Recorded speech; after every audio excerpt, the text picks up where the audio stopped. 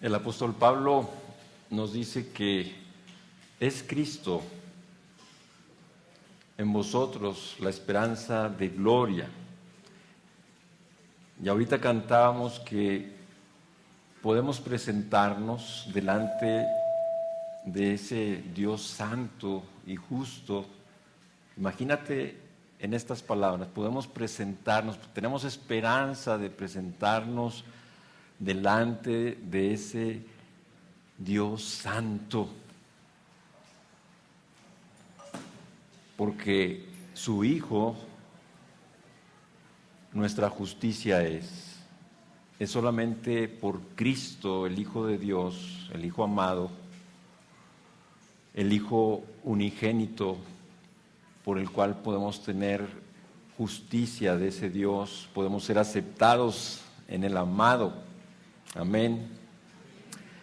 Yo quiero orar, pero voy a orar especialmente por lo que vamos a ver hoy. Hemos estado desde el inicio tocando este tema, esta verdad hoy. Pablo nos deja claramente la distinción, la diferencia abismal de lo que es la sabiduría de Dios con respecto a la sabiduría del mundo, de los hombres. Así es que nosotros, en la primera parte de esta oración, yo le quiero dar gracias a Dios por todos aquellos que están en Cristo y que Dios les concedió el que salieran de ese estado de ser hombres naturales, en lo cual solamente había sabiduría humana, sabiduría de este mundo, y así no podías ser salvo, así no podías conocer al Señor de ninguna manera, no podías entender, estabas totalmente incapacitado.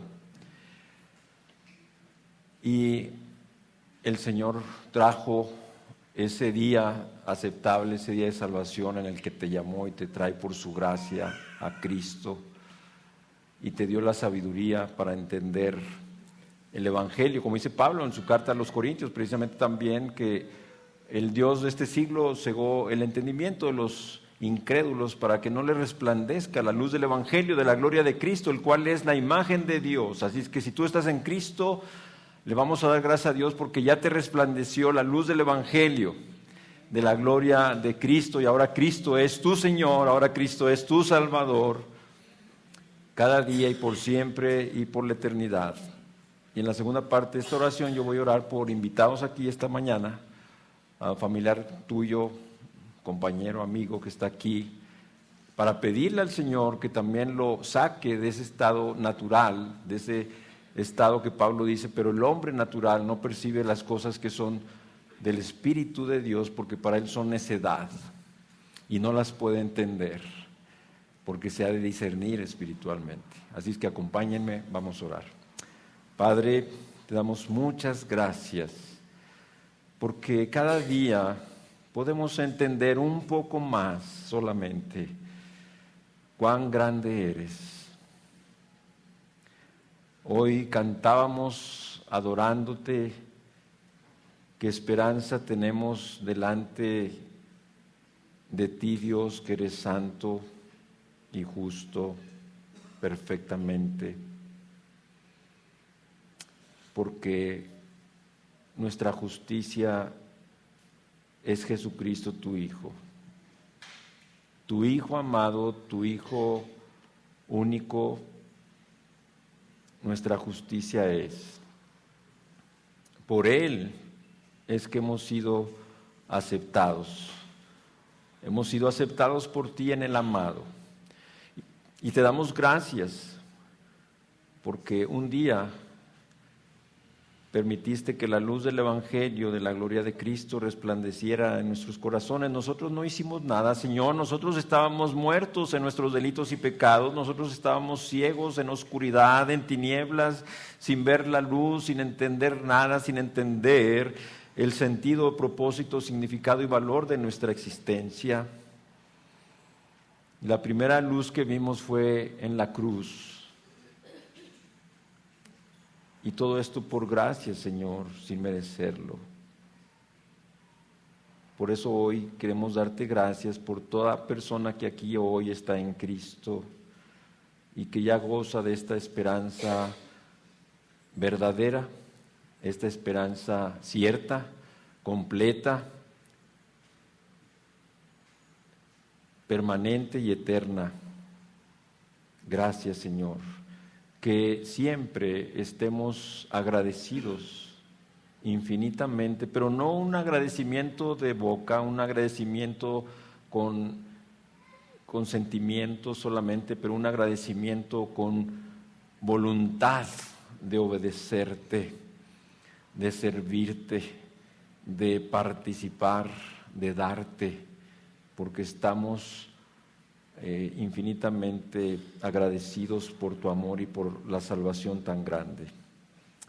Señor, que siempre, cada día lo apreciemos, de que nuestros nombres están escritos en el libro de la vida del Cordero que está en el cielo.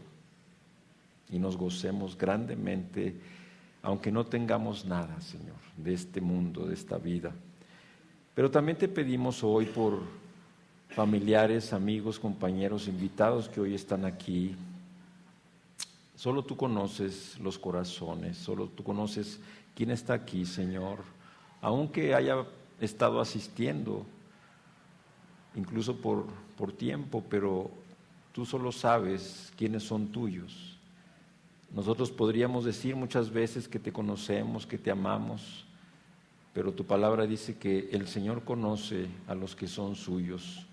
Y lo más importante es lo que tú dices y que tú nos conozcas, y no lo que nosotros digamos de ti. Así es que te pedimos por ellos, te pedimos que los saques de ese estado de hombres naturales en el que nacieron, y al igual que nosotros les puedas hacer resplandecer la luz del Evangelio de la gloria de Cristo, y que pueda venir esa gracia salvadora trayéndolos a Jesús, porque en tu Hijo nuestra justicia es. Padre, estamos listos para recibir tu palabra, gozarnos de que tu palabra es la palabra de Dios, toda inspirada, infalible, inerrante, toda suficiente, y que en ella se encuentran todas las respuestas a todas las preguntas que tu misma palabra provoca, origina.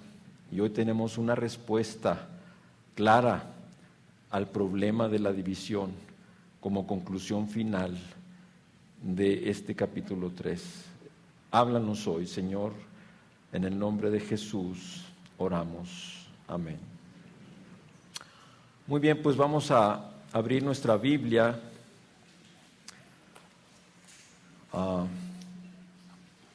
o para muchos enciendan su Biblia.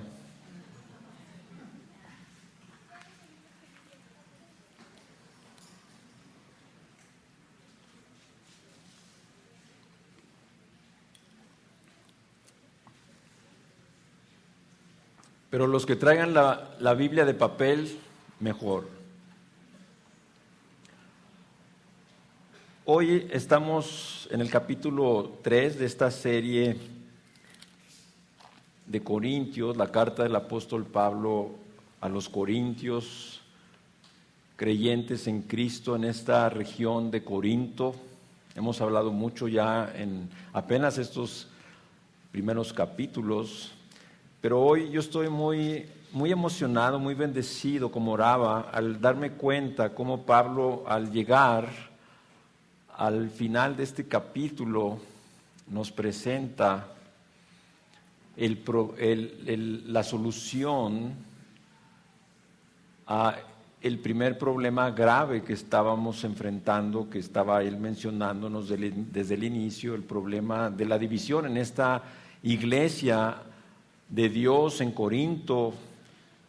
Había un problema muy severo de división, de muchas maneras. Pablo, como ya dijimos, había estado 18 meses en esta ciudad, en esta iglesia, predicando el Evangelio, discipulando, enseñando la doctrina correcta, sana, bíblica del Evangelio. Y lo que esperaba el apóstol Pablo era que estos creyentes de Corinto y a través de ellos todos los creyentes en Cristo del mundo de todos los tiempos también entendieran que cuando tenemos la doctrina correcta del Evangelio, indefectiblemente tenemos que vivir conforme. Tenemos que practicar. El Evangelio se hace vida en una vida nueva en Cristo, en una transformación. Pon atención, porque si tú dices que estás en Cristo, pero estás oyendo esto y tú dices que le entregaste tu vida a Cristo hace no sé cuánto tiempo, pero tu vida no ha sido transformada, tu vida no ha sido cambiada, no eres una persona nueva, las cosas viejas no han pasado, siguen malas actitudes, malos pensamientos, sigues lidiando, luchando constantemente, pero sobre todo, porque muchas veces al citar este texto que todos conocemos, que Pablo nos dice que de modo que si alguno está en Cristo, nueva criatura es. Las cosas viejas pasaron, muchos se quedan ahí. Y hablamos en el mejor de los casos de esas cosas que pasaron. Ya no soy alcohólico, ya no soy drogadicto, ya no soy adúltero, ya no soy muchas cosas que éramos, ¿no es cierto? Pero ahí nos quedamos. Pero yo les voy a decir algo, que la parte más importante de ese versículo es la segunda, no esta. He aquí, todas son hechas nuevas. Esa es la parte más importante, porque las cosas hechas nuevas dan testimonio de una regeneración,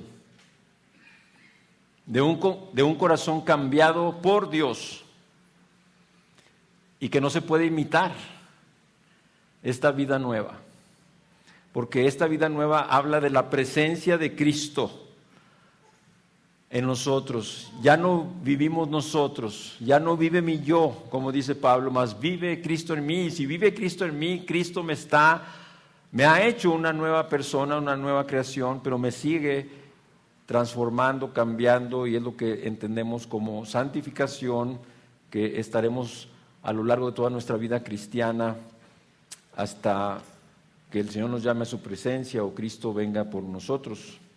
Así es que Pablo, ya en los versículos finales de este capítulo 3, que son del 18 al 23, y por eso podemos tener como título de estas últimas palabras, de estos últimos versículos del capítulo 3, se puede resolver la división. Son palabras tremendas. Son palabras de esperanza, como hemos cantado y estoy compartiendo. Tenemos esperanza, solo en Cristo hay esperanza, una esperanza verdadera, una esperanza cierta, una esperanza eterna, porque la esperanza de este mundo termina ¿cuándo? Cuando la gente muere. En aquello que aquella persona tenía esperanza, cuando muere, ahí terminó la esperanza. Pero los que estamos en Cristo es una esperanza eterna, una esperanza de vida eterna, una esperanza que nos acompañará, que nos llevará hasta la eternidad con nuestro Dios. Muy bien, entonces estamos ahí en 1 Corintios 3 y vamos a leer los últimos versículos del 18 al 23 y dice: nadie se engaña a sí mismo. Y si alguno entre vosotros se cree sabio en este siglo, hágase ignorante para que llegue a ser sabio. Porque la sabiduría de este mundo es insensatez para con Dios. Pues escrito está, Él prende a los sabios en la astucia de ellos. Y otra vez, el Señor conoce los pensamientos de los sabios que son vanos. Así que ninguno se gloríe en los hombres, porque todo es vuestro. Sea Pablo, sea Apolo, sea Cefas, sea el mundo, sea la vida, sea la muerte, sea lo presente, sea lo porvenir, todo es vuestro y vosotros de Cristo y Cristo de Dios.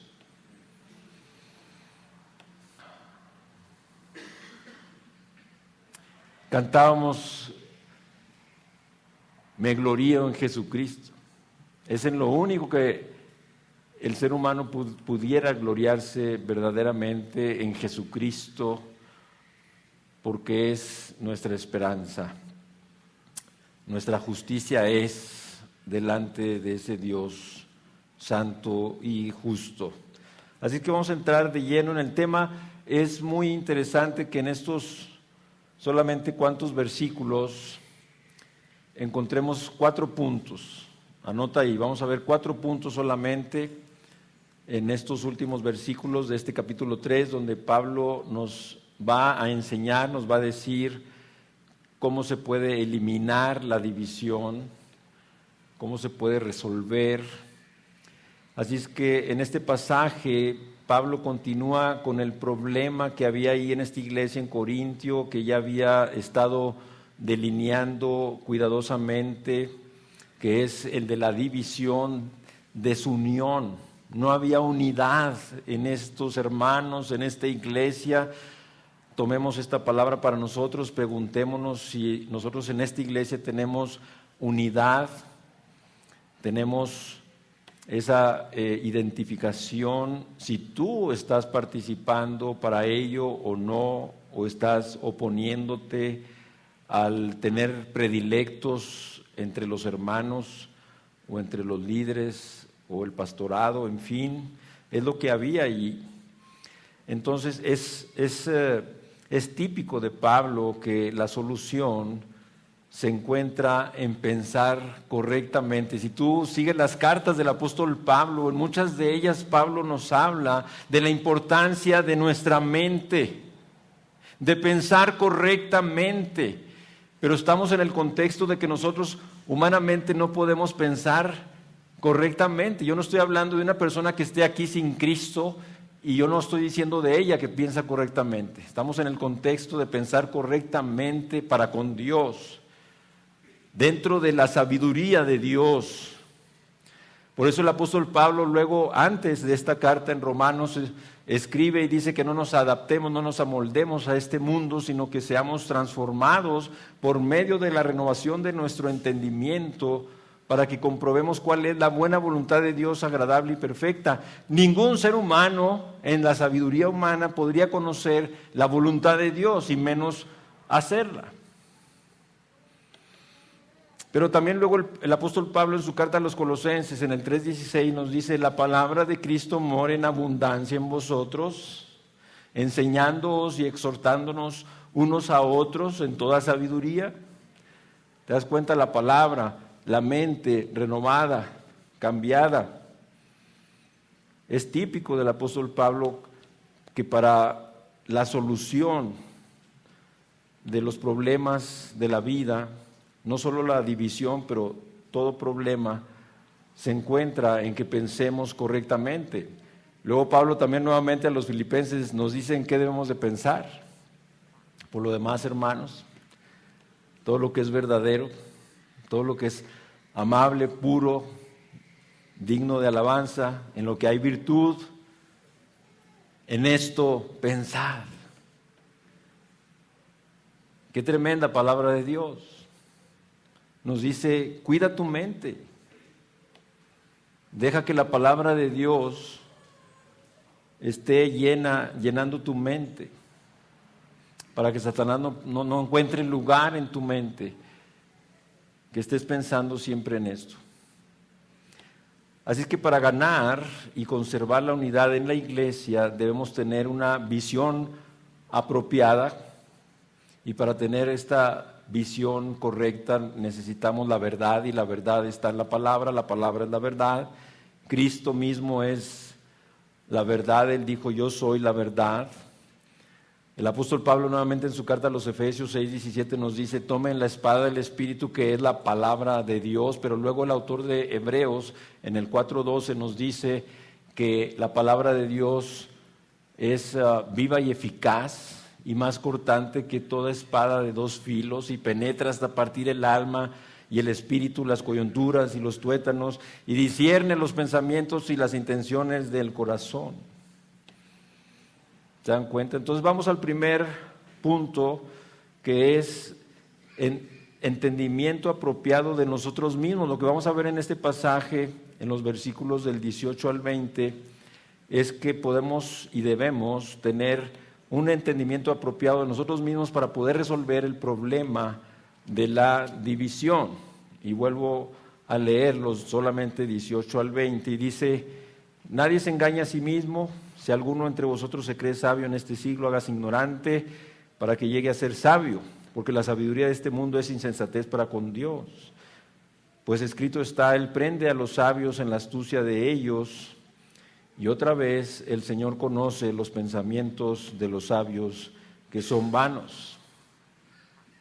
Así es que se eliminaría mucho o mucha división en la iglesia si algunas personas, fíjense bien, no estuvieran tan impresionados de su propia sabiduría. Ahora estamos impresionados de nuestra propia sabiduría, de mi inteligencia, de mi sabiduría, de cuánto sé, pero muchos problemas de división serían eliminados si no tuviéramos tanta impresión de nuestra propia sabiduría. La persona que piensa que es sabia en este siglo, en este mundo, que es sabia en la sabiduría humana contemporánea que estamos viviendo, lo único que consigue es engañarse a sí mismo. Por eso Pablo inicia así: nadie se engaña a sí mismo. Si alguien tiene solamente sabiduría de este mundo, sabiduría moderna, contemporánea que estamos viviendo nosotros ahora, hágase ignorante, dice Pablo, no sabe nada.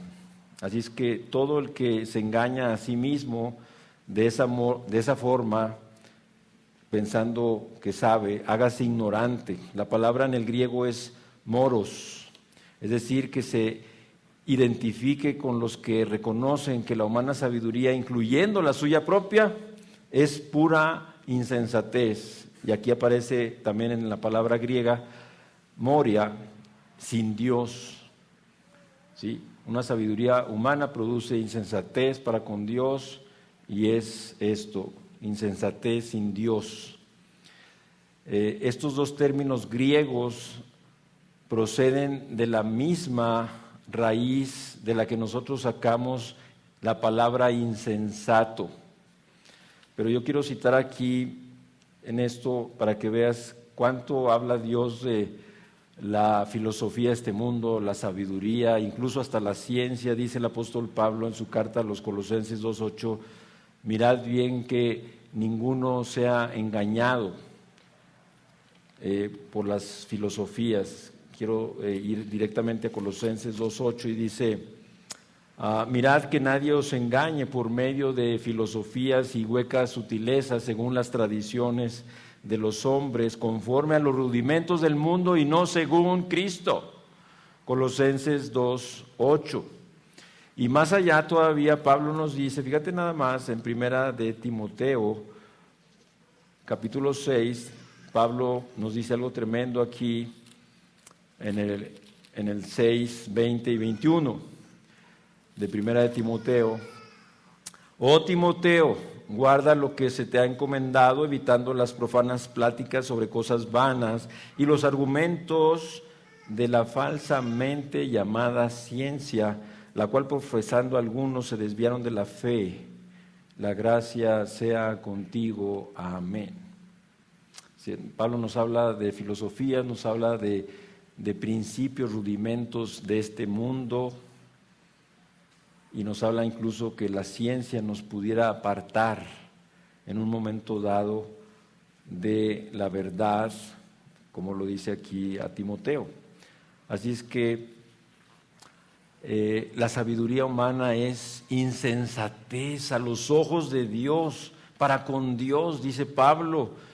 La unidad en la iglesia nunca puede venir sin reconocer que la sabiduría humana es lo que Dios declara como insensatez, y la unidad nunca puede producirse sin que los cristianos se hagan ignorantes a los ojos del mundo mediante su conformación a la sabiduría de Dios.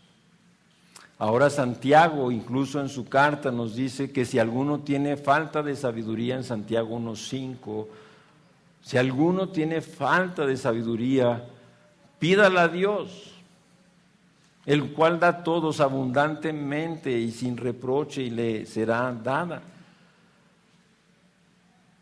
También No, Richard o Willy comentaban un pasaje importante de cómo en el Salmo de Moisés, en el Salmo 90 es de Moisés, no es de David. Aquí Moisés está haciendo una oración conociendo su fragilidad humana y definitivamente Moisés sabía de la eternidad y ante lo grandioso de la eternidad y su fragilidad humana, terrenal, temporal, corta en relación a la eternidad, le dice: Señor, trae a mi corazón sabiduría para que sepa cómo vivir. Todo hijo de Dios necesita orar así: Señor, dame sabiduría. No confíes en tu propia prudencia, en tu sabiduría humana, porque aunque somos cristianos, no toda nuestra sabiduría es espiritual, es de Dios. O sea, tenemos también una sabiduría humana y Dios no quiere que nos apoyemos, como dice el proverbio: no te apoyes en tu propia prudencia o sabiduría o inteligencia, reconócelo a Él en todos tus caminos. O como dice el salmista en el Salmo 119, 11, en mi corazón he guardado tus palabras, tus dichos, para no pecar contra ti. La única manera de ser sabios en nuestra vida, para conocer lo que es el pecado, lo que Dios prohíbe o lo que Dios nos pide que hagamos, es a través de la sabiduría que nos da la palabra de Dios, los dichos de Dios. Así es que la sabiduría humana, que es insensatez, es en el área, esto es importante que se los aclare, que la sabiduría humana, que es insensatez, es solamente en el área de la verdad espiritual. Fíjate bien, Pablo no está hablando de tales cosas como los negocios o las matemáticas, las ciencias, la mecánica. Nosotros podemos tener un buen conocimiento en esas áreas, que quede claro, sin necesidad de ninguna iluminación de parte especial de Dios. Pero cuando la sabiduría humana se convierte en insensatez y vana, es en los asuntos que tienen que ver con Dios, la salvación y la verdad espiritual. Es ahí solamente cuando la sabiduría humana no tiene nada que hacer, cuando se trata del tema de la salvación o de Dios principalmente y sobre todo la verdad espiritual. Así que la sabiduría humana no tiene posibilidad de descubrir ni de entender las cosas de Dios, es lo que está diciendo Pablo. Así es que, por tanto, los cristianos tampoco tenemos derecho a tener nuestras propias opiniones acerca de las cosas que Dios ha revelado, porque a veces tú y yo tenemos nuestra propia opinión. Y esa opinión propia, nuestra, personal, puede crear divisiones. Pero si ambos venimos a la palabra de Dios y le pedimos a Dios sabiduría, podemos estar identificados, podemos estar unidos, podemos estar de acuerdo, podemos tener una buena actitud. Como dice la palabra, hay que tener la palabra siempre en nuestra mente, en nuestro corazón. Hay que leer, estudiar, memorizar, meditar, asidos de la palabra de vida, dice Pablo en Filipenses. Porque la palabra de Dios dice: someteos pues los unos a los otros. Hay que estar siempre sometidos los unos a los otros. Nadie es más que el otro, nos dice el Señor. Así es que los cristianos no somos más sabios en nuestra carne que los incrédulos. El primer paso para que un cristiano se convierta de verdad en sabio es reconociendo que su propia sabiduría humana es insensatez, un reflejo de la sabiduría de este mundo, la cual es insensatez para con Dios, como nos está diciendo Pablo aquí en este versículo 19. Entonces, la iglesia debe crear una atmósfera, ¿sí?, un ambiente en que la palabra de Dios sea honrada y todos nos sometamos a ella, la tengamos como nuestra autoridad, como la ley de Dios, como lo más importante a lo cual nos hemos sometido voluntariamente para obedecerla, en la que nunca se usan las opiniones humanas para juzgar o calificar la revelación.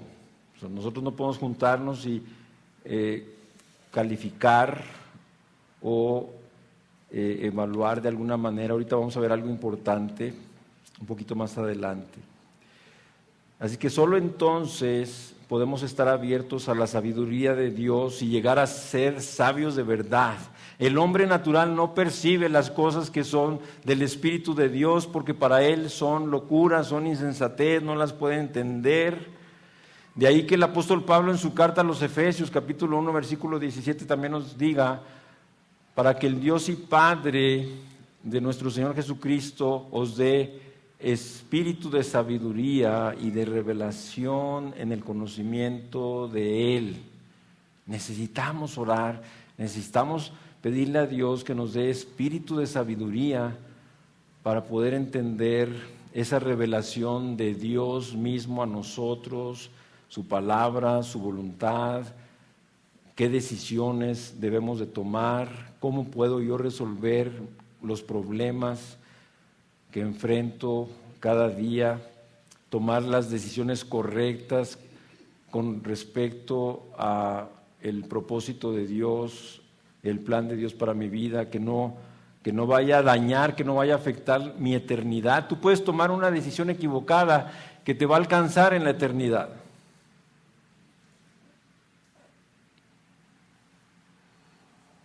Las consecuencias pueden alcanzarnos allá en la eternidad, así que dice la palabra que seamos sabios en este tiempo, que redimamos el tiempo, que lo aprovechemos bien, que andemos sabiamente, no solamente adentro, digamos, a la iglesia, entre nosotros, pero también hacia afuera, para el mundo.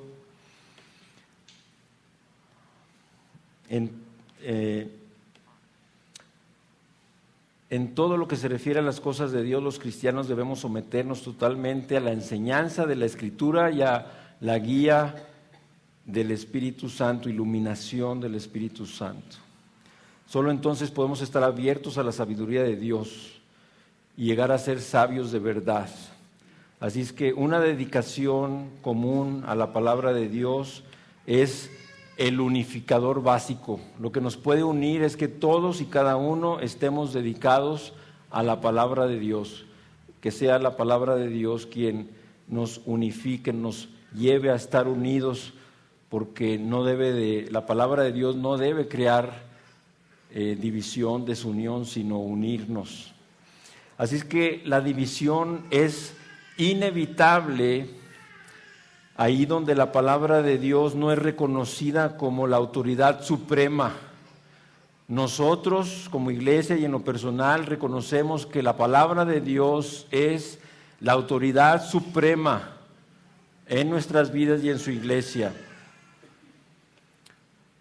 Cuando la Biblia no se estudia cuidadosamente y se sigue fielmente, y ahí donde no se sigue habrá división porque no habrá un terreno común para las creencias y las prácticas entre nosotros.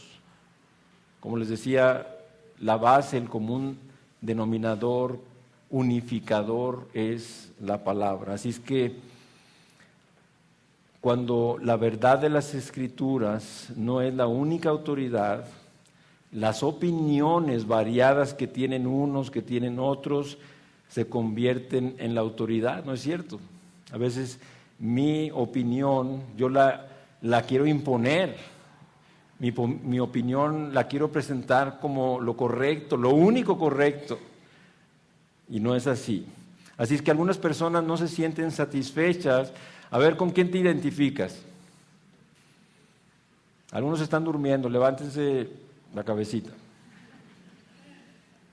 Por eso ya tenemos el proyecto nuevo para que ya haya fresco, ¿sí? Estemos frescos, estemos oxigenados, esté corriendo muy bien ventilación para mantenernos alertas. Así es que yo les digo ahorita en lo que voy a decir varios aspectos. Yo quiero que estés muy atento cómo te identificas. Fíjate bien, algunas personas no se sienten satisfechas a menos que puedan expresar sus opiniones casi en cada cosa. O sea, dicho de otra manera, nunca te quedas callado. O sea, oyes algo, sí, pero es que siempre tienes algo que decir, que agregar. Ese es un tipo de persona. A ver, ¿cómo estás ahí? Otras no se sienten felices si no están en contra de la mayoría. ¡Wow! Ojalá que no haya aquí nadie en esta calificación, porque así es. Hay personas que no están a gusto. Lo que les gusta es estar siempre en contra de la mayoría. También debemos de saber que el orgullo intelectual no puede conectarse con escuchar y admirar, y siempre debe hablar y criticar.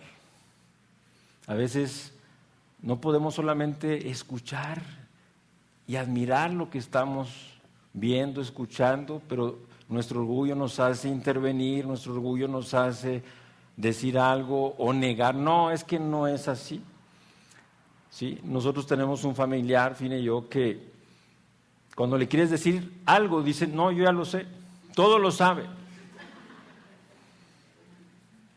Nada hay nuevo para esta persona, y siempre que decimos algo, siempre agrega algo más. Y no se queda callada. Entonces,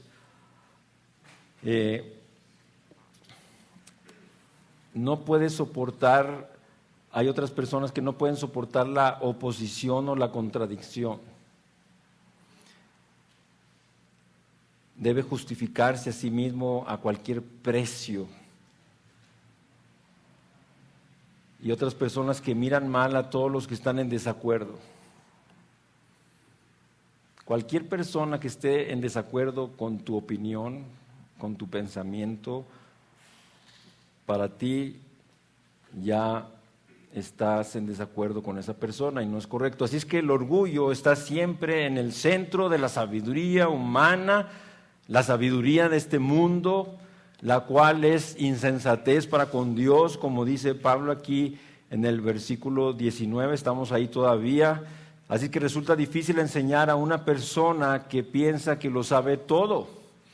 Como ustedes bien saben, en nuestra iglesia tenemos grupos de discipulado y a veces tenemos personas que cuando estamos nosotros enseñando, esa persona está hablando y hablando y hablando y hablando, y entonces le tenemos que decir, oye, mira, si sabes tanto, ¿sí? Aquí venimos a aprender a escuchar, y si tú sabes tanto y tienes tanto que aportar, no tienes que estar aquí en un discipulado. Los que están aquí en un discipulado están para aprender, ¿sí? En el discipulado venimos a aprender, no a aportar, no a decir, aprender. Ese es el principio del discipulado. Dice Jesús, enseñándoles a que guarden las cosas que yo les he mandado en Mateo 18. Ahí nos los dice, Mateo 28, perdón, lo dice el Señor Jesucristo. Así es que un bien conocido, hay un proverbio, ojalá que alguno lo conozca, es un proverbio árabe que dice, fíjate bien, el que no sabe y no sabe que no sabe es un necio, evítalo. El que no sabe y sabe que no sabe puede aprender, enséñalo. ¿Sí? Así es que si una congregación tuviera que tener, fíjate bien, 10 hombres con doctorados, con licenciaturas, pero que son creyentes nominales, o sea, no son creyentes comprometidos, son creyentes como los cometas que aparecen de vez en cuando. Hoy que está muy de moda los cometas o asteroides, que es lo mismo en cierta forma. Entonces, fíjate bien, porque es importante que sepamos esto, que podemos tener en una iglesia 10 hombres, pero que son nominales en su dedicación al Señor y a la palabra, y otros 10 hombres que solo han terminado la secundaria en términos académicos, pero que están totalmente comprometidos con el Señor y empapados en su palabra. No debería ser difícil decidir qué 10 de esos hombres son los más calificados para dirigir la iglesia. Ya lo decidiste, ¿verdad? Así es que contar con miembros que son inteligentes y están bien formados puede ser de considerable ayuda para una iglesia, pero solo si estas personas tienen todas esas habilidades y conocimientos sometidos a la enseñanza y criterio de las Escrituras. Cristo dirigirá y unificará su iglesia si cuenta con canales santos y dedicados a su palabra, por medio de los cuales pueda Él dirigir. Así es que, Señor, yo quiero ser un canal santo y dedicado a tu palabra. Todos en nuestro corazón, en nuestro espíritu deberíamos de decir, amén, Señor. Deberíamos decir, Señor, yo estoy aquí, yo quiero, anhelo ser un canal santo, dedicado a tu palabra, para que por medio de mí y también de mis hermanos puedas dirigir tu iglesia. Aquí viene algo importante que les quería decir, ya quería llegar a este punto, porque quiero que sepan que hay estudiosos académicos de la Biblia e incluso teólogos liberales de estos últimos años del siglo XIX, siglo XX, y que eran hombres brillantes, muy versados en muchas áreas. A menudo estaban en desacuerdo entre ellos acerca de doctrinas e interpretaciones, pero la creencia en la que se mostraban unánimes, fíjate bien, la creencia en la que se mostraban unánimes estos estudiosos académicos de la Biblia y teólogos, teólogos liberales, quiero aclararlo, estaban unánimes, era en que la Biblia era un libro especialmente humano. ¿Quiénes somos nosotros para abrir la Biblia y decir, oye, esto no es palabra de Dios, esto no es de Dios, esto está escrito por hombres? ¿No has oído eso? Está escrita por hombres, hay errores, hay contradicciones. Y luego tú le preguntas a esa persona, oye, ¿y has leído la Biblia? No. ¿Cómo pueden emitir un juicio tan severo, tan estricto, si ni siquiera han leído Santa Biblia?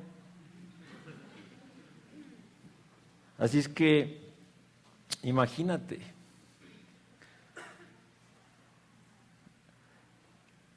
Así es que, debido a que la consideraban primeramente humana, aunque quizás de alguna manera influenciada por la dirección divina, se sentían en completa libertad para rechazar o modificar la parte de las Escrituras que no coincidía con su propio punto de vista.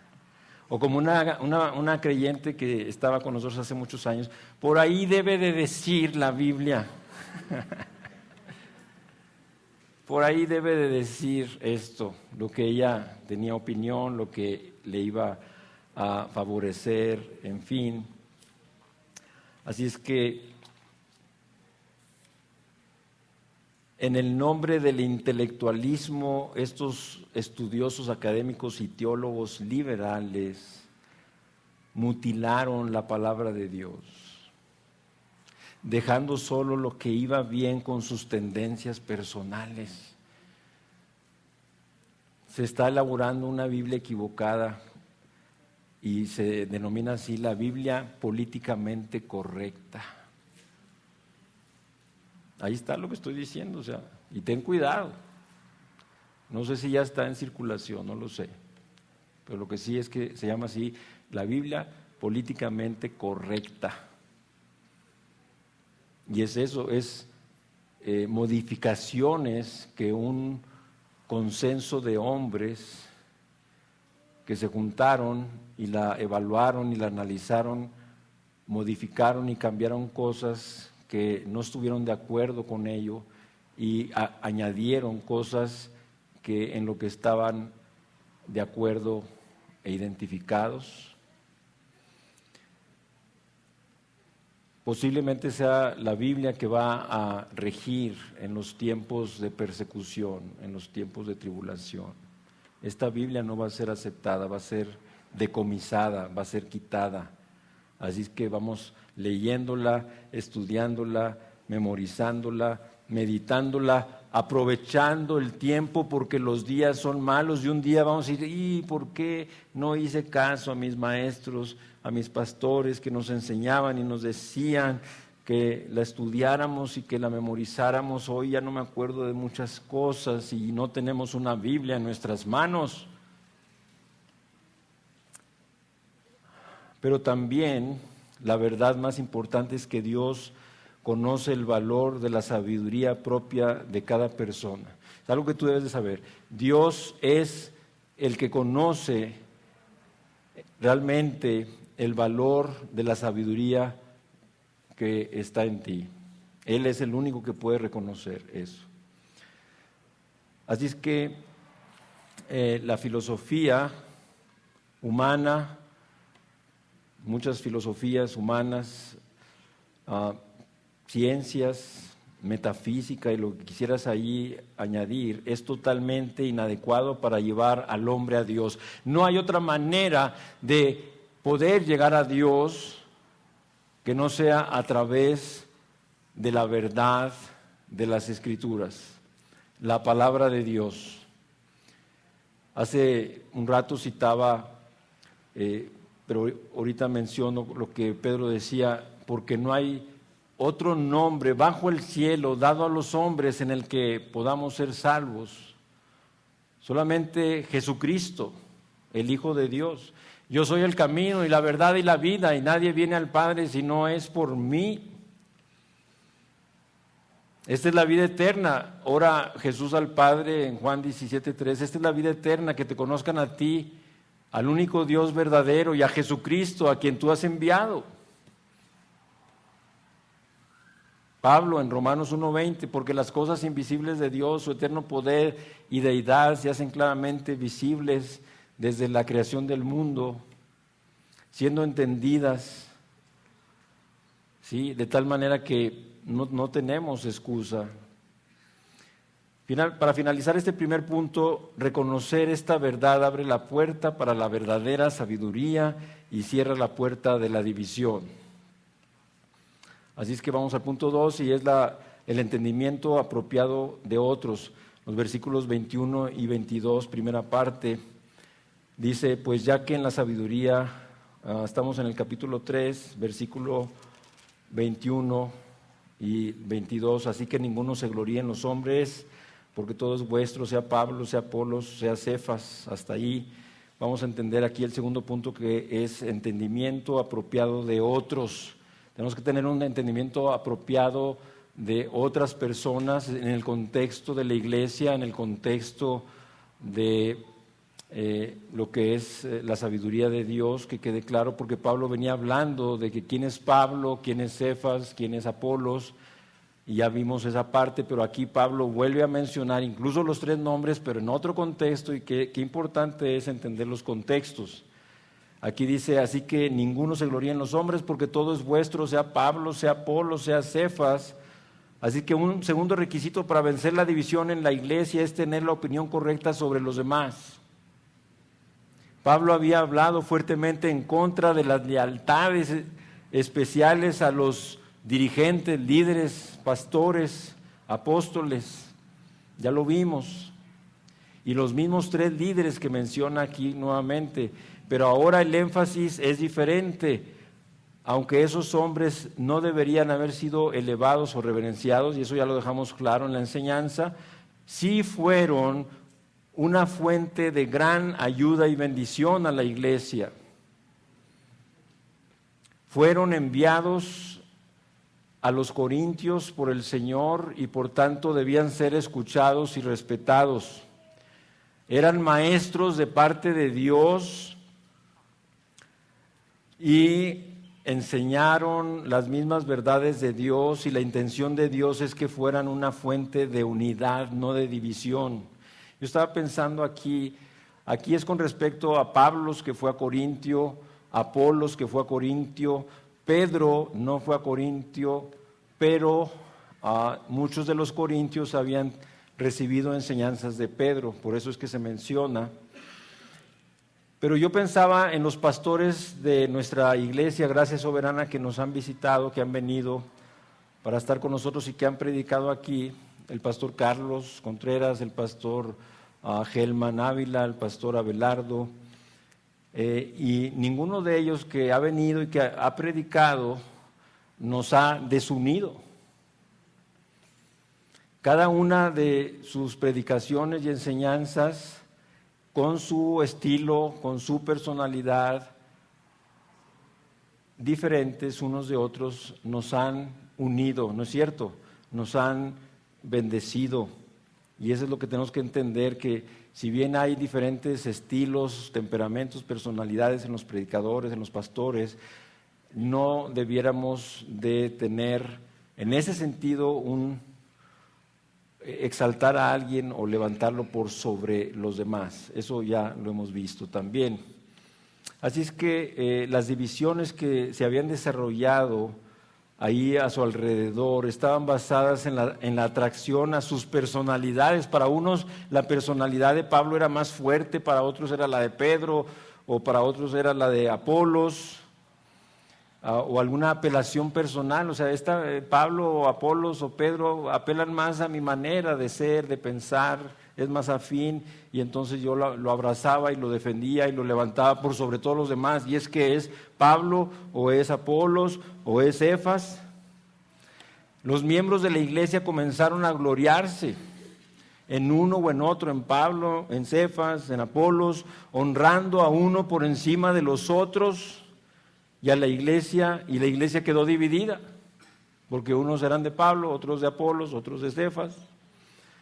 Así es que debe de añadirse que a veces algunos líderes deberían de ser respetados por encima de otros. Les voy a decir cómo es esto. Un pastor que predica cuidadosamente la palabra de Dios y que vive de forma consecuente con lo que predica, merece ser respetado y seguido.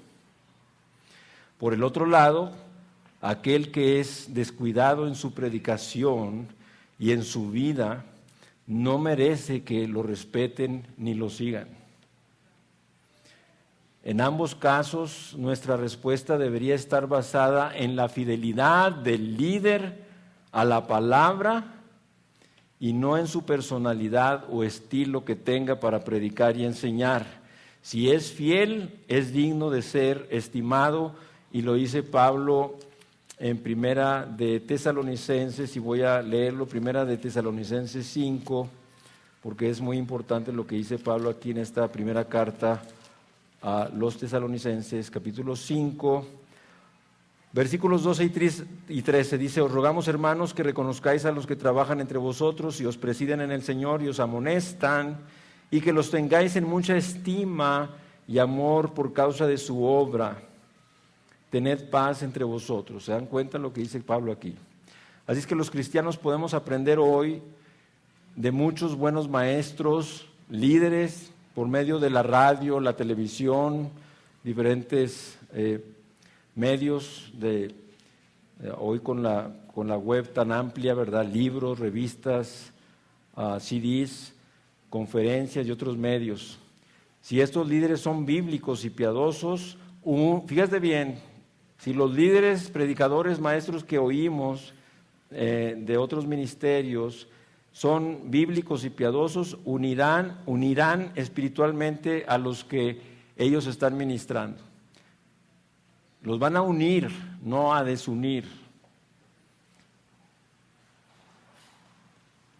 Nuestra primera responsabilidad tiene que ver con nuestra iglesia local, y nuestra sumisión debería ser primeramente a nuestro pastor. Pero ningún pastor debería sentirse celoso por las bendiciones espirituales. O sea, yo sé que muchos de ustedes me dicen: oye, fíjate que oí a otro pastor predicar o dar un tema, o en tal ministerio, y yo digo, pero ¿por qué andas oyendo y viendo otras cosas fuera de lo que yo predico y en esta iglesia? O sea, eso está equivocado. O sea, si yo te escucho, yo no debo ponerme celoso, siempre y cuando estés oyendo a un pastor, un predicador o un cierto ministerio cristiano, como decíamos ahorita, que esté basado en las Escrituras y que sea una sana doctrina, una correcta teología, etcétera. ¿Ok? Muy bien, entonces vamos al tercer punto ya, y es un entendimiento apropiado de las posesiones. También tenemos que tener un entendimiento apropiado de todas las cosas que poseemos, y es increíble cómo Pablo lo toca aquí cuando dice, aquí vamos a ir al versículo 22, pero solamente en la segunda parte: sea el mundo, sea la vida, sea la muerte, sea lo presente, sea lo porvenir, todo es vuestro. Aquí está hablando de posesiones. Estas son cosas que tú y yo poseemos, que Dios nos ha dado en Cristo, fíjate nada más. Así que una tercera condición para vencer la división es tener un entendimiento correcto de las posesiones, de nuestras posesiones. Como creyentes somos herederos de Dios y coherederos con Cristo, como dice Pablo en su carta a los Romanos capítulo 8, versículo 17. Hemos incluso heredado la gloria de Cristo legada por nuestro mismo Señor. Cuando Él ora al Padre en Juan 17 dice: Padre, la gloria que me diste yo les he dado. Fíjate bien en Juan 17, 22, luego lo puedes buscar. Y es algo tremendo. Hemos incluso heredado la gloria de Cristo legada por nuestro mismo Señor Jesucristo. Así es que en Cristo, viene diciendo Pablo aquí, todas las cosas son para nuestro bien. Tú y yo tenemos que saber que todas las cosas que ahora tenemos, que Dios nos ha dado, porque estamos en Cristo, cooperan para bien y para su gloria. Grábate eso, todas las cosas, y ahorita voy a ser más específico. Empieza diciendo Pablo acerca del mundo. Lo que vemos aquí es que Pablo en su enseñanza está pensando cuando el reino milenial, y a lo largo de toda la eternidad en los nuevos cielos y la nueva tierra poseeremos la tierra en una manera más rica y bendecida. Es lo que Pablo estaba tratando de decir con esto, pero ahora sin duda sabemos que el universo es una posesión del pueblo de Dios. Es nuestro el universo, la creación. Nuestro Padre Celestial la hizo para nosotros. Está todavía en poder del enemigo, como dice Juan en su primera carta, y todo el mundo está bajo el maligno, primera de Juan 5:19. Pero tú y yo tenemos que saber que un día pertenecerá para siempre a Dios y a su pueblo, y nunca más a Satanás. ¿Ok? Entonces, el creyente puede apreciar el mundo como el incrédulo no puede. Nosotros tenemos una capacidad para disfrutar y para ver todas las cosas con una óptica diferente. Sabemos de dónde viene el mundo, por qué fue hecho, por qué estamos aquí nosotros y cuál será su destino final. Nosotros conocemos ya toda esta verdad, toda esta historia, ya la conocemos, podemos cantar con certidumbre y también con gozo. Este es el mundo de mi Padre Dios y nosotros somos sus herederos.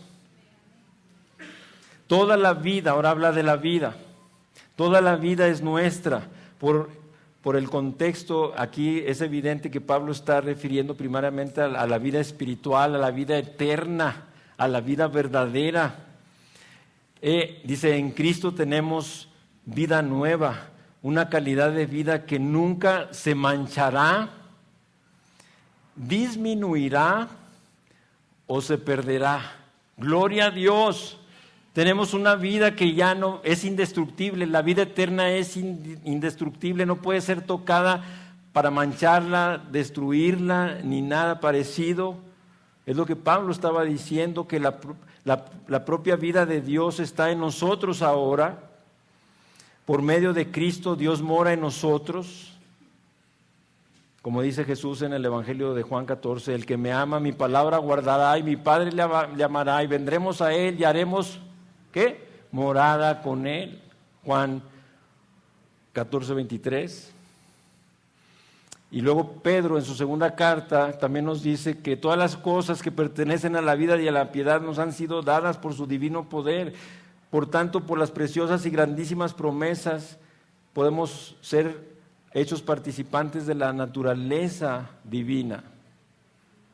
Segunda de Pedro 1, versículos 3 y 4.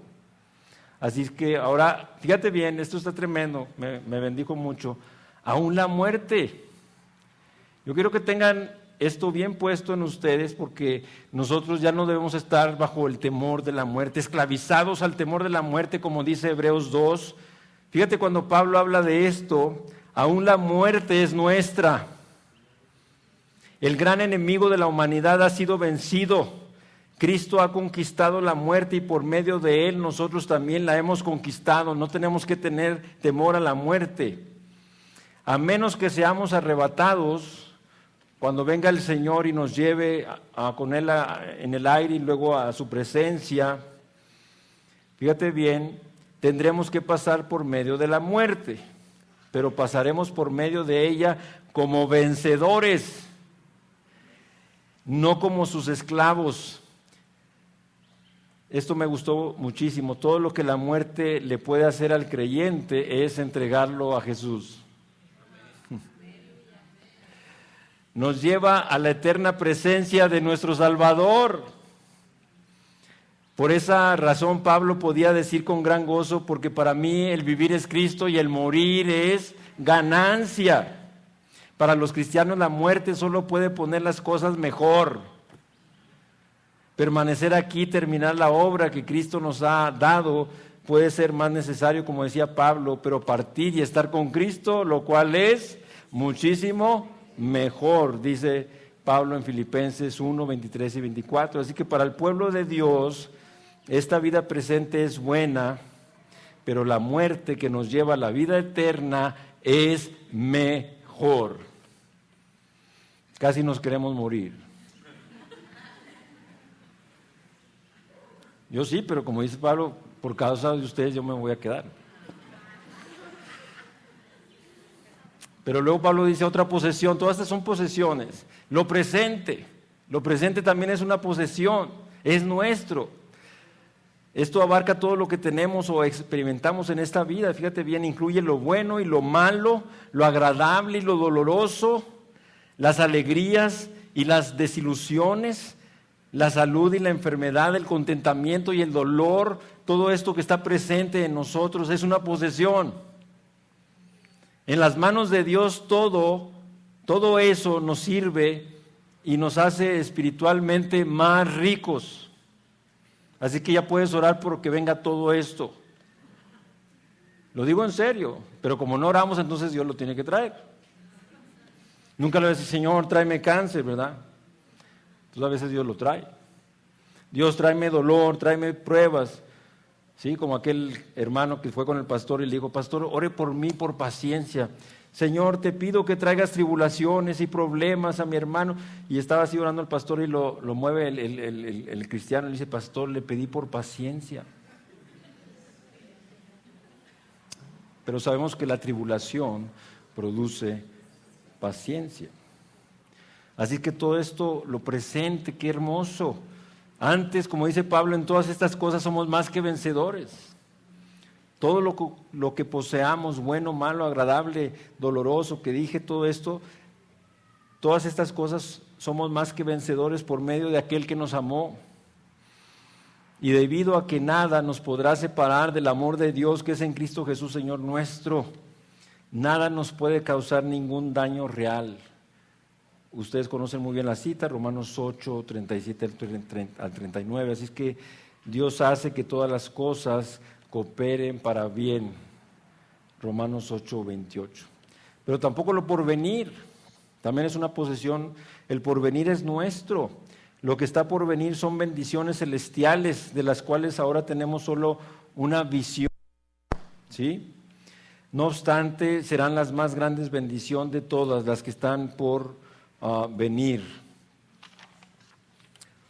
Y terminamos el punto 3, ningún hombre, fíjate bien, ningún hombre es la fuente de estas herencias, de modo que no hay razón para gloriarse en los hombres, dice Pablo. Así termina el versículo 21, así que ninguno se gloríe en los hombres, porque nada de esto es de los hombres, porque todo es vuestro. Y vamos a los versículos finales donde encontramos el cuarto punto para resolver el problema de la división.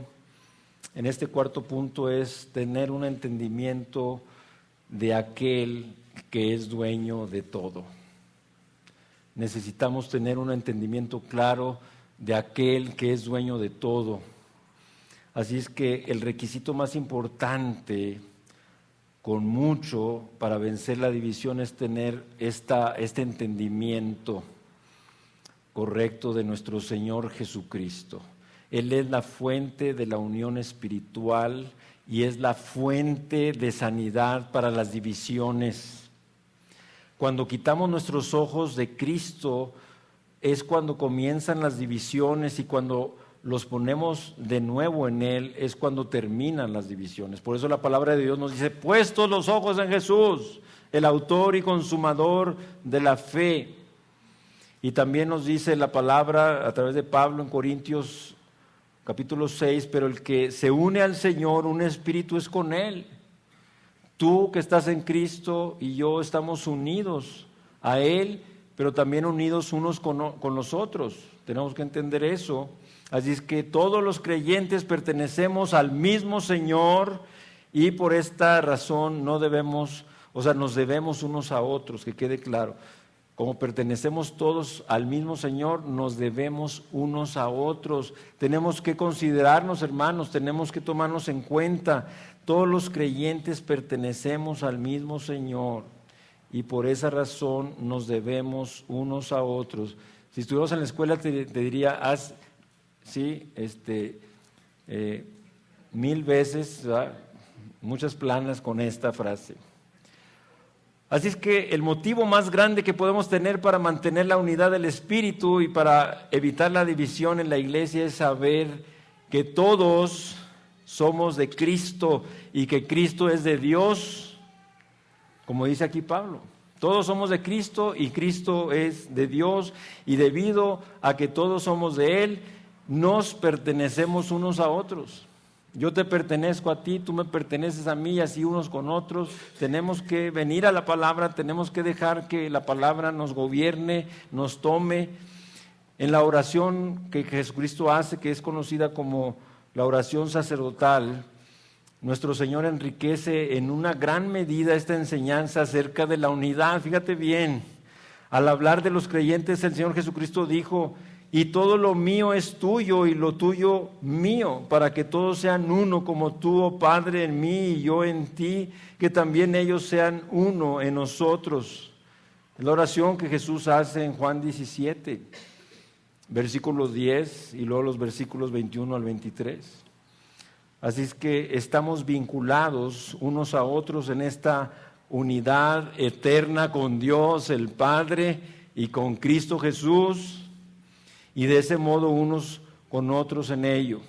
Así es que llego al final preguntando: ¿cómo pueden dividirse personas que están tan profundamente unidas? Comienza cuando fallamos en entender la realidad de nuestra unidad espiritual en aquel que es dueño de todo. Así es que con un dueño y Señor y posesiones comunes que tenemos todos aquí, con líderes y maestros comunes y una dependencia común en las Escrituras, no hay razón, mis hermanos, para tener divisiones entre nosotros. Y es así como Pablo termina este capítulo 3, y al llegar a este término y con esta gran enseñanza de que puede ser eliminada la división, si tomamos en cuenta estos 4 puntos, entonces ya el próximo domingo, a partir del capítulo 4, ya no vamos a estar abordando para nada, por así decirlo, el problema de la división. Pablo ya sigue con el checklist para ver cuál es el siguiente problema que le habían reportado, que le habían comunicado. Así es que yo quiero ya terminar y que oremos para que el Señor pueda traer esa sabiduría de conocer su propósito, su voluntad para nuestras vidas. Y si hoy también nos acompaña alguna persona que no tiene clara su salvación, no solamente de acordarte de alguna fecha, de alguna oración que recibí a Cristo, que está en mi corazón, no me refiero a eso. Tiene que haber evidencias claras, tangibles, visibles, innegables. Como decíamos, de modo que si alguno está en Cristo, nueva criatura es. Las cosas viejas pasaron. Yo te pregunto, tú que dices que estás en Cristo, ¿cuáles son las cosas nuevas de las que tú puedes dar testimonio y son evidentes? ¿Tienes un amor por Jesús verdadero? ¿Cuánto tiempo pasas al día con Jesús? Porque cuando tú amas a tus padres, buscas estar con ellos. Cuando amas a tu pareja, buscas estar con ella. Cuando amas a tus hijos, ¿no es cierto? Buscas estar con ellos lo más posible. Tú buscas estar con quienes amas. Pues una evidencia de una vida nueva es que amas a Jesús. Yo te pregunto, ¿cuánto tiempo pasas con Jesús diario? Si no estás pasando tiempo, no digas que tú eres salvo. Ahora, ¿cuánto amas la palabra? ¿Cuándo fue la última vez que leíste la Biblia? ¿Cuánto leíste? Porque cuando amamos la palabra vamos a buscar pasar tiempo en ella, no voy a ver el reloj, y cuando menos me doy cuenta llevo 1 hora, llevo 15 capítulos. Yo sé que les ha pasado, ¿no es cierto, hermanos? Sí, 20 capítulos y hasta tú te asombras, wow, llevo 20 capítulos, ¿sí? Y quieres más. Es amor por la palabra, ¿sí? Amor por la santidad. Ahora quieres en verdad agradar a Dios y quieres ser santo. Antes queríamos ser pecadores, malvados, y nos gozábamos en el pecado y invitábamos a otros a pecar con nosotros, ¿no es cierto? Pero hoy una evidencia, un fruto de salvación es que amamos la santidad. Otra evidencia es que amamos a los hermanos en Cristo en verdad. Ya dijimos, estamos unidos más que nada y que nadie, y esa unidad es con el Padre y con su Hijo Jesucristo. Y por último, también tenemos amor por los perdidos. Y este amor se muestra orando por ellos, ese amor se muestra dándoles un ejemplo, un testimonio de vida diferente, ese amor se muestra llevándoles y compartiéndoles a Cristo y el Evangelio. Si no tienes estas evidencias, en resumen, hay muchas cosas más, pero así quise ayudarte para que tú te identifiques y digas, pues yo digo que estoy en Cristo, pero yo no tengo nada de eso, hermano, ni tengo, ni quiero, ni me gusta, pero tengo a Cristo. Vamos a orar. Padre, te damos gracias, Señor, porque tu palabra es verdad, porque tu palabra es clara, porque no solamente nos has dejado tu palabra, pero nos has dado al autor de ella, al Espíritu Santo, autor, maestro, intérprete.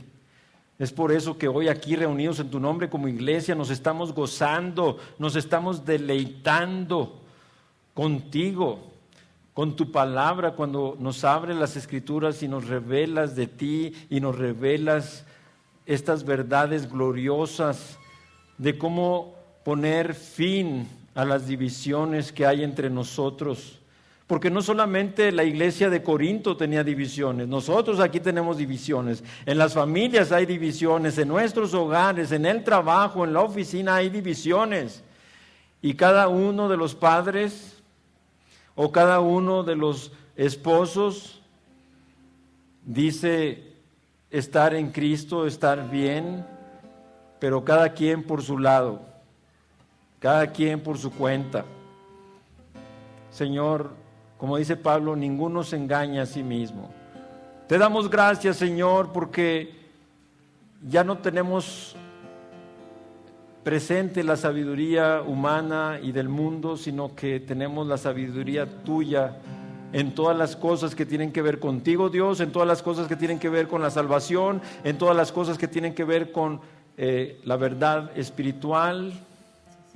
No nos dejes engañar, Señor.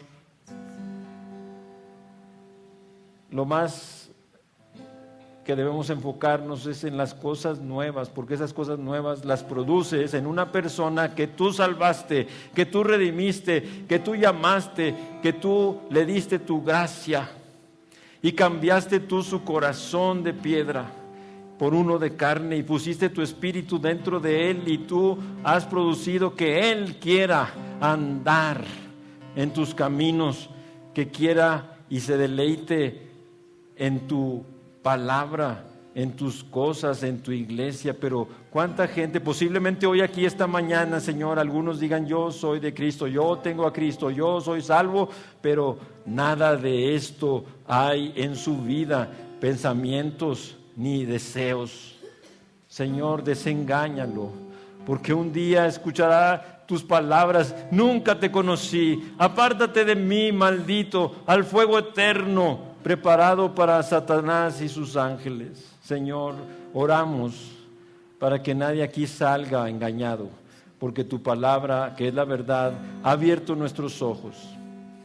Y para aquellos que un día nos diste la sabiduría tuya y que la luz del Evangelio nos resplandeció, que sigamos adelante, que sigamos creciendo, que sigamos en esa transformación, en esa santificación, porque anhelamos ser más y más como Jesús. Anhelamos crecer y llevar una vida, un testimonio que te glorifique. Es otra evidencia tremenda preguntarnos: mi vida, mi testimonio está trayendo gloria a Dios. Cuando vieron a Pablo, el más grande perseguidor de la iglesia, ya convertido, glorificaban a Dios en él. Señor, nuestra familia, nuestros amigos, nuestros compañeros de trabajo te glorifican al ver nuestra vida diferente, transformada, cambiada. Señor, que nadie se engañe. Está en juego la eternidad, no es cualquier cosa, Señor. Te damos gracias por este tiempo y terminamos alabándote y adorándote con todo nuestro corazón por tan gran amor y por tu gracia que nos ha sido dado en Cristo Jesús. Y en su nombre oramos. Amén. Amén. Y amén.